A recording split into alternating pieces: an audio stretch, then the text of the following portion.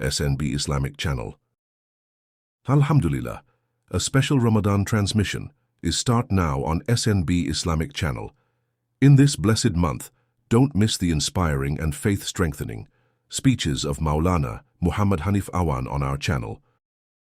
Stay connected with us too. Benefit from the blessings of Ramadan. Watch, listen and share these speeches as much as possible so others can benefit too. May Allah grant us all the ability to earn more good deeds in this Ramadan. Ameen. May Allah grant us all the ability to earn more good deeds in this Ramadan. Ameen.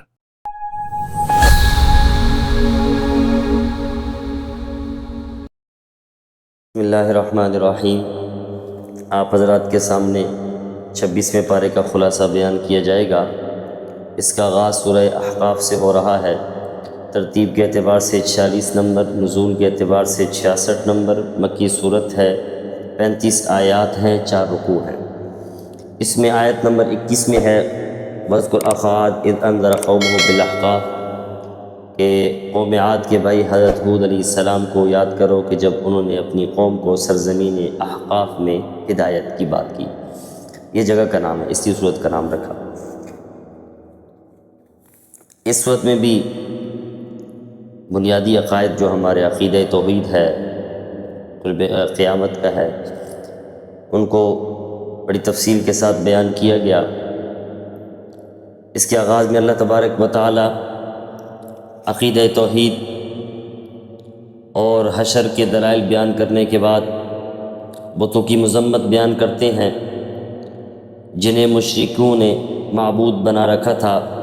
हालांकि वो बुत ना तो सुनते थे, ना देखते थे, ना नफ़ा और नुकसान का इख्तियार था उनके पास, ना वो इबादत करने वालों की दुआएं कबूल कर सकते थे।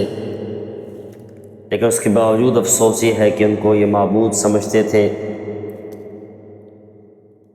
अल्लाह तबारक व तआला इरशाद फरमाते हैं कि मुशरिकीन के सामने जब कुरान पढ़ा जाता था तो वो मुख्तलिफ़ इस पर शुबहात बयान करते हैं, एतराज़ात करते थे। कभी इस कुरान को जादू कहते, कभी हुज़ूर अलैहिस्सलाम का अपना गढ़ा हुआ कलाम कहते, कभी कहते ईमान वालों के बारे में कि अगर ईमान कोई अच्छी चीज़ होती तो फिर ये फ़कीर और गरीब और मज़दूर लोग ईमान कबूल करने में हमसे सबक़त न ले जाते। यानी अच्छी चीज़ होती तो फिर सबसे पहले हमारे पास होती, क्योंकि हमारे पास माल है, दौलत है, दुनिया की हर आसाइश है। तो अल्लाह तबारक व तआला इरशाद फरमाते हैं, असल में ये तोल रहे हैं ईमान को दुनिया के साथ, कुरान को दुनिया के साथ, हालांकि इसका ताल्लुक़ आखिरत के साथ है, दुनिया के साथ नहीं है।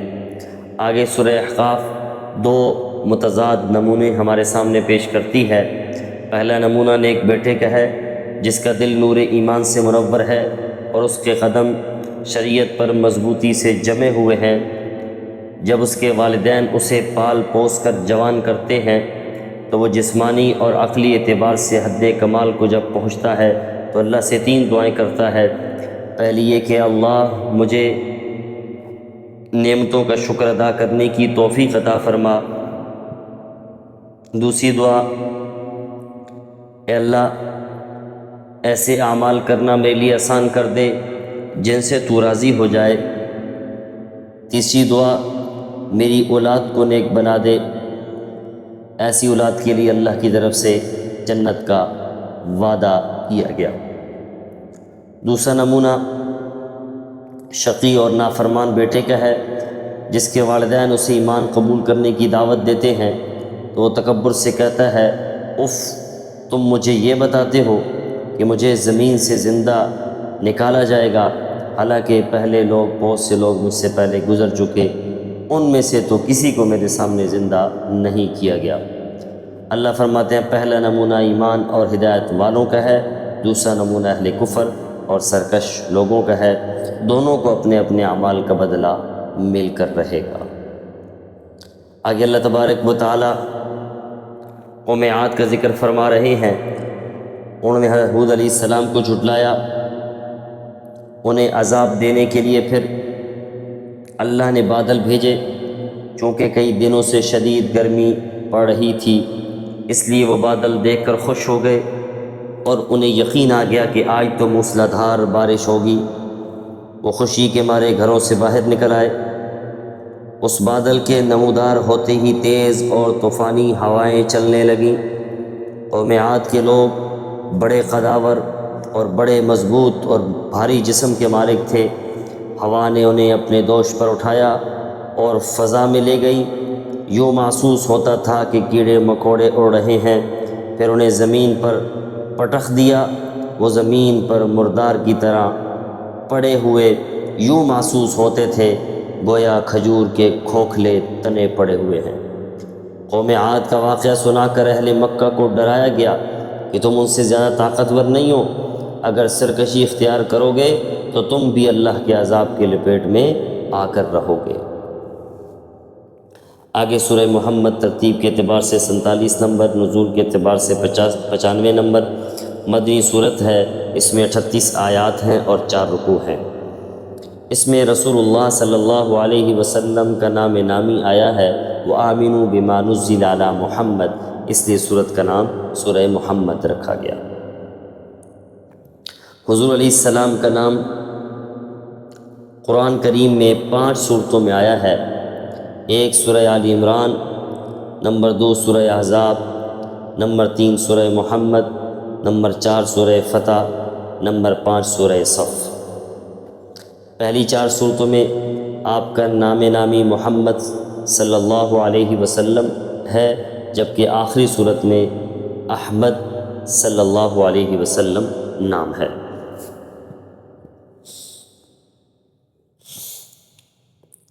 آگے اللہ تبارک و تعالی ارشاد فرماتے ہیں کہ کفار باطل کی اتباع کرتے ہیں، جبکہ مومنین اہل ایمان والے وہ حق کی اتباع کرتے ہیں۔ اور جب انسانوں کے ان دونوں گروہوں کا وجود ہوگا تو پھر ان کے درمیان کشمکش بھی جاری رہے گی، ٹکراؤ بھی ہوگا، مارکا کا بازار بھی گرم ہوگا۔ اس لیے فرمایا گیا کہ جب تم کافروں سے ٹکراؤ تو ان کی گردنیں خوب اڑاؤ، یہاں تک کہ ان کو خوب قتل کر چکو، جو باقی بچ جائیں انہیں مضبوطی سے قید کر لو۔ پھر آگے فرمایا ان قیدیوں کو بطور احسان کے آزاد بھی کیا جا سکتا ہے، فدیہ لے کر بھی چھوڑا جا سکتا ہے۔ تیسری صورت کہ اپنے قیدیوں کے ساتھ تبادلہ بھی کیا جا سکتا ہے۔ چوتھی صورت کہ انہیں غلام اور لونڈی بھی بنایا جا سکتا ہے۔ لونڈی اور غلام بنانا یہ فرض یا واجب نہیں ہے، بلکہ ایک انتظامی اور امکانی صورت ہے جسے بوقت ضرورت اختیار کیا جا سکتا ہے۔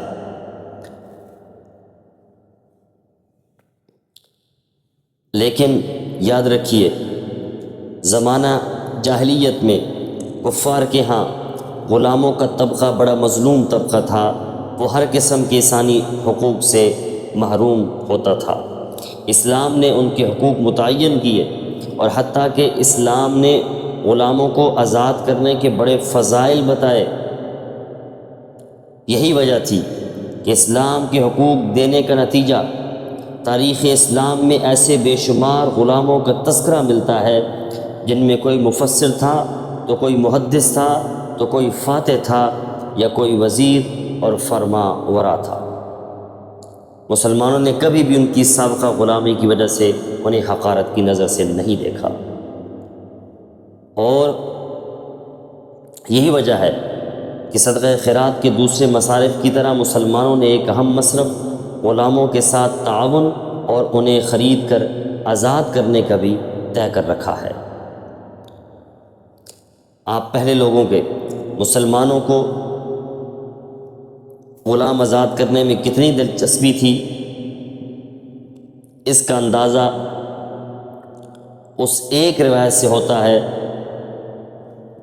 جس کے مطابق رسول اللہ صلی اللہ علیہ وسلم کے صرف ایک صحابی حضرت عبد الرحمن بن عوف رضی اللہ تعالی عنہ نے 30,000 غلام خرید کر آزاد کیے۔ یہ ایک صحابی تھے۔ آگے اللہ تبارک و تعالی ارشاد فرماتے ہیں کہ اگر مسلمان اللہ کے دین پر استقامت دکھائیں گے اور دین کی نصرت کے لیے اٹھ کھڑے ہوں گے تو اللہ بھی ان کی مدد کرے گا اور انہیں ثابت قدم رہے گا، اور اللہ کے فضل و کرم سے وہ سب ثابت قدم رہیں گے۔ اور یہی وجہ ہے کہ اللہ تبارک و تعالیٰ نے ان لوگوں کے لیے جنت کا وعدہ کر رکھا ہے۔ آگے منافقین کا حال بتایا گیا کہ وہ جہاد کی آیات سن کر پریشان ہو جاتے ہیں، بزدل بن جاتے ہیں، ان کو موت پڑتی ہے، لیکن ایمان والے جب جہاد کی آیات سنتے ہیں تو ان کی ایمانی قوت میں اضافہ ہو جاتا ہے، لیکن دوسری طرف منافقین ہیں کہ ان کے اوپر موت کی سی بے ہوشی طاری ہو جاتی ہے۔ آگے سورہ فتح ترتیب کے اعتبار سے 48 نمبر، نزول کے اعتبار سے 111، مدنی صورت ہے، 29 آیات ہیں، 4 رکوع ہیں۔ اس میں پہلی آیت میں ہے اِنَّا فَتَحْنَا لَكَ فَتْحًا مُبِينًا، ہم نے آپ کو واضح فتح دی، اسی صورت کا نام رکھا گیا سورہ فتح۔ اس صورت کا شان نزول، رسول اللہ صلی اللہ علیہ وسلم حدیبیہ سے جب واپس تشریف لا رہے تھے تو صحیح بخاری اور جامع ترمذی میں عمر بن خطاب رضی اللہ تعالی عنہ سے روایت ہے کہ حضور علیہ السلام نے ارشاد فرمایا کہ آج شام مجھ پر ایسی صورت نازل ہوئی ہے جو مجھے دنیا و ما فیہا سے بھی زیادہ محبوب ہے، اور پھر آپ نے سورہ فتح کی ابتدائی آیات کا حصہ تلاوت فرمایا۔ اس صورت کے اندر جو مضامین ہیں ان کو آسانی سے سمجھنے کے لیے مناسب ہے کہ میں آپ حضرات کے سامنے پہلے صلح حدیبیہ اور بیت رضوان کا مختصر تذکرہ کروں۔ ہوا یوں کہ حضور علیہ السلام نے مدینہ منورہ میں خواب دیکھا کہ ہم مکہ میں داخل ہوئے اور بیت اللہ کا طواف کیا۔ آپ نے صحابہ کرام کے سامنے یہ خواب بیان کیا، انہیں بے حد خوشی ہوئی کیونکہ وہ جانتے تھے کہ نبی کا خواب برحق ہوتا ہے۔ حضور علیہ السلام ذوالقعدہ 6 ہجری 1400 صحابہ یا 1500 صحابہ کرام کے ساتھ عمرہ کی نیت کے ساتھ مدینہ منورہ سے روانہ ہوئے۔ جب آپ مکہ اور مدینہ کے درمیان پہنچے تو آپ کو بشر بن سفیان نے اطلاع دی کہ مکہ والے آپ کی روانگی کی اطلاع پا کر باقاعدہ جنگ کی تیاری کر رہے ہیں۔ چنانچہ حضور علیہ السلام نے حضرت عثمان بن عفان رضی اللہ تعالیٰ عنہ کو قاصد بنا کر بھیجا تاکہ وہ مکہ والوں کو سمجھائیں کہ ہم جنگ کی نیت سے نہیں آ رہے بلکہ ہمارا مقصد عمرہ ہے اور بیت اللہ کی زیارت کے سوا کچھ نہیں ہے۔ عثمان رضی اللہ تعالیٰ عنہ کے بارے میں یہ افواہ پھیل گئی جب وہاں گئے کہ انہیں شہید کر دیا گیا، تو حضور علیہ السلام نے درخت کے نیچے بیٹھ کر اپنے صحابہ کرام سے عدم فرار پر بیعت لی کہ ہم بدلہ لیے بغیر یہاں سے نہیں جائیں گے، اگرچہ نہتے تھے۔ تو اس بیعت کو بیعت رضوان کہا جاتا ہے کیونکہ تمام شرکائے بیعت کے بارے میں اللہ نے اعلان فرمایا کہ میں ان سے راضی ہو گیا ہوں۔ اب یہ بیعت بڑی مشکل تھی، یوں کہہ لیں کہ بیعت موت کے اوپر تھی، اس لیے کہ وہ ان کا گھر تھا اور ادھر نہتے تھے، یہ تو جنگ کے لیے تو نہیں گئے تھے، یہ تو خالی ہاتھ تھے، لیکن بہرحال صحابہ کرام نے فوراً حکم کی تعمیل کی اور بیعت کر لی۔ تو بعد میں پتہ چلا کہ عثمان رضی اللہ تعالیٰ عنہ زندہ ہیں، صرف جھوٹی افواہ پھیلی تھی۔ تو پھر مذاکرات کا سلسلہ شروع ہوا تو بالآخر صلح ہو گئی اور 10 سال تک یہ معاہدہ طے پایا کہ آپس میں امن و امان کے ساتھ رہیں گے اور جنگ نہیں کریں گے۔ اس معاہدے کی بعض شقوں سے بظاہر مسلمانوں کی کمزوری ثابت ہوتی تھی، لیکن اللہ نے اسے فتح مبین قرار دیا۔ اب یہ فتح مبین اس وقت بعض مسلمانوں کو سمجھ نہیں آئی، لیکن بعد کے حالات نے ثابت کیا کہ واقعی یہ صلح بھی بہت بڑی فتح تھی۔ وہ اس لیے، اور پھر ابتدائے اسلام سے اب تک مسلمانوں کو اس سے بڑی فتح حاصل ہی نہیں ہوئی تھی۔ وہ آپ اس بات سے اندازہ لگائیں کہ صلح حدیبیہ میں مسلمانوں کی تعداد تقریباً 1400 تھی یا زیادہ سے زیادہ 1500 تھی۔ صرف 2 سال کے بعد جب 8 ہجری میں مکہ فتح ہوا تو حضور علیہ السلام کی قیادت میں مجاہدین کا جو لشکر تھا اس کی تعداد 10,000 تھی۔ اب آپ بتائیں کتنی بڑی فتح ہے۔ یہ انقلاب امن کے معاہدہ کی وجہ سے برپا ہوا۔ جب صلح کے بعد مشرکین نے مسلمانوں کے ساتھ میل جول اور معاملات شروع کیے تو مسلمانوں کے کردار کی پختگی، زبان کی سچائی، دامن کی عفت اور معاملات کی صفائی نے مشرکین کو سوچنے پر مجبور کر دیا کہ آخر وہ کون سی مخفی قوت ہے جس نے کل کے شرابیوں اور رہزنوں کو زاہد اور پارسا بنا دیا ہے۔ ظاہر ہے یہ قوت صرف ایمان کی تھی۔ اس حقیقت کو سمجھ لینے کے بعد ان کی گردنیں خود بخود ایمان کے سامنے جھک گئی۔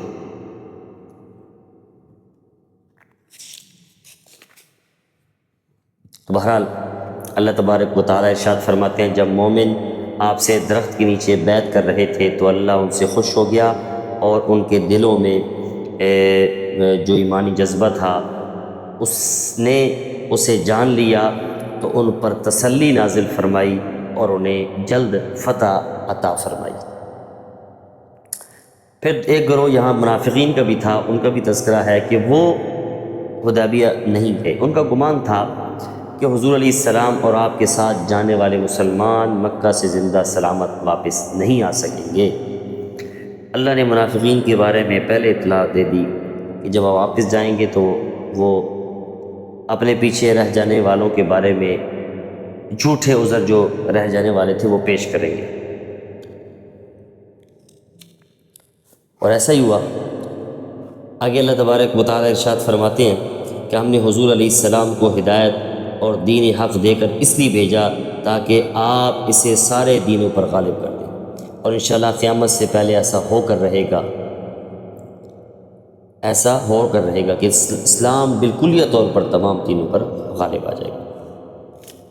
آگے سورہ حجرات مدنی صورت ہے، ترتیب کے اعتبار سے 49 نمبر، نزول کے اعتبار سے 106 نمبر۔ مدنی صورتوں میں سے 18 آیات ہیں اور 2 رکوع ہیں۔ اس میں آیت ہے ینادونک من وراء الحجرات۔ حجرات حجرہ کی جمع ہے، یہ گھر اور کمرے کو کہتے ہیں، کیونکہ ان میں ان دیہاتیوں کا تذکرہ ہے جو ادب سے ناآشنا ہونے کی وجہ سے حضور علیہ السلام کو عوامی انداز میں کمرے سے باہر سے آوازیں دیا کرتے تھے، اس لیے سورت کا نام سورہ حجرات رکھا گیا۔ اس میں بتایا گیا کہ مومن کو چاہیے کہ جب تک اللہ اور پیغمبر کے حکم کو نہ جان لے تو اپنی رائے اور فیصلے کا ہرگز اظہار نہ کرے، اور یوں ہی عملی زندگی میں کتاب و سنت سے اعراض کرتے ہوئے اپنے فیصلے خود نہ کرے۔ آگے پھر حکم دیا گیا کہ مسلمانوں کو چاہیے کہ وہ حضور علیہ السلام کو جب بلائیں تو اپنی آواز پس رکھا کریں اور ایسے نہ پکارا کریں جیسے آپس میں ایک دوسرے کو پکارتے ہیں۔ آگے مسلمانوں کو تاکید کی گئی کہ ایسے ہی فضول قسم کی افواہوں پر کان مت دھرا کرو، کیونکہ کوئی ایسا ویسا آدمی خبر تم تک پہنچائے تو اس کے بارے میں پہلے تحقیق کر لیا کرو۔ پھر آگے اللہ تبارک و تعالیٰ ارشاد فرماتے ہیں، صحابہ کرام کی تعریف کرتے ہوئے اللہ فرماتے ہیں کہ اللہ نے ان کے ایمان کو مضبوط کر رکھا ہے، ایمان کو اللہ نے ان کے دلوں میں سجا رکھا ہے، اور کفر اور گناہ سے یہ بیزار ہو چکے ہیں۔ آگے اللہ تبارک و تعالیٰ ارشاد فرماتے ہیں یہ آپس میں بھائی بھائی ہیں، اور یہ بھی خوبی بیان کی کہ یہ کفار کے خلاف سخت اور آپس میں کیا ہے، نرم ہے۔ آگے معاشرتی برائیاں نشاندہی کی گئی، ان سے منع کیا گیا۔ ایک تو یہ کہ ایک دوسرے کا مذاق نہ اڑایا کرو، کیونکہ یہ ایسے اب میں جو آپ حضرات کے سامنے کچھ اصول بیان کر رہا ہوں یہ ہماری زندگی کے حوالے سے ہے، رہن سہن کے حوالے سے ہیں، کیونکہ اگر یہ اصول ہم اپنا لینا تو ہمارے بہت سارے اختلافات ختم ہو جائیں، ہماری ناراضگیوں سے ہم محفوظ ہو سکتے ہیں۔ ایک تو یہ کہ اللہ فرماتے ہیں ایک دوسرے کا مذاق نہ اڑایا کرو، کیونکہ مذاق تبھی اڑایا جاتا ہے جب دوسرے کو حقیر سمجھا جاتا ہے اور اپنے آپ کو بہتر سمجھا جاتا ہے۔ اس سے اللہ فرماتے ہیں تم کسی کا مذاق نہ اڑاؤ، ہو سکتے ہو کہ جس کو تم حقیر سمجھ رہے ہو وہ اللہ کی نظر میں تم سے بہتر ہو۔ دوسری برائی ایک دوسرے پر عیب لگانا، طعنہ دینا، ذلیل رسوا کرنا، اسی طرح کسی کو برے لقب سے پکارنا، نام بگاڑنا اور بدگمانی کرنا۔ بدگمانی کے بارے میں فرمایا یہ اسے بدترین جھوٹ قرار دیا گیا۔ اس طرح کسی کے عیب تلاش کرنا، کمزوریوں کو تلاش کرنا، ٹو میں لگے رہنا۔ حضرت ابو برزہ اسلمی رضی اللہ تعالیٰ عنہ سے روایت ہے کہ حضور علیہ السلام نے خطبہ دیا اور فرمایا کہ اے لوگو، اپنی زبان سے تو ایمان لائے ہو مگر تمہارے دلوں میں ایمان داخل نہیں ہوا ہے کہ تم مسلمانوں کے عیبوں کے ٹوہ میں مت لگو۔ جو ایسا کرے گا اسے اللہ تعالیٰ گھر کے اندر رسوا فرما دے گا۔ آگے فرمایا غیبت نہ کرنا۔ غیبت کرنا ایسا ہے جیسے مردہ بھائی کا گوشت کھانا ہے۔ اور یاد رکھیے باہمی تعلق میں جو سب سے بڑی خرابی آتی ہے نا، وہ یہ حسب و نسب اور مال و دولت پر فخر کرنا اور غرور کرنا ہوتا ہے۔ آگے اللہ تبارک و تعالیٰ نے اس کی جڑ ہی کاٹ دی، فرمایا ان اکرمکم عند اللہ اتقاکم، اللہ کے ہاں معزز تم قوم اور قبیلے کی وجہ سے نہیں ہو، رنگ و نسل کی وجہ سے نہیں ہو، بلکہ تمہیں اللہ کے ہاں جو چیز ممتاز کرے گی وہ صرف اور صرف تقوی ہوگا، تقوی۔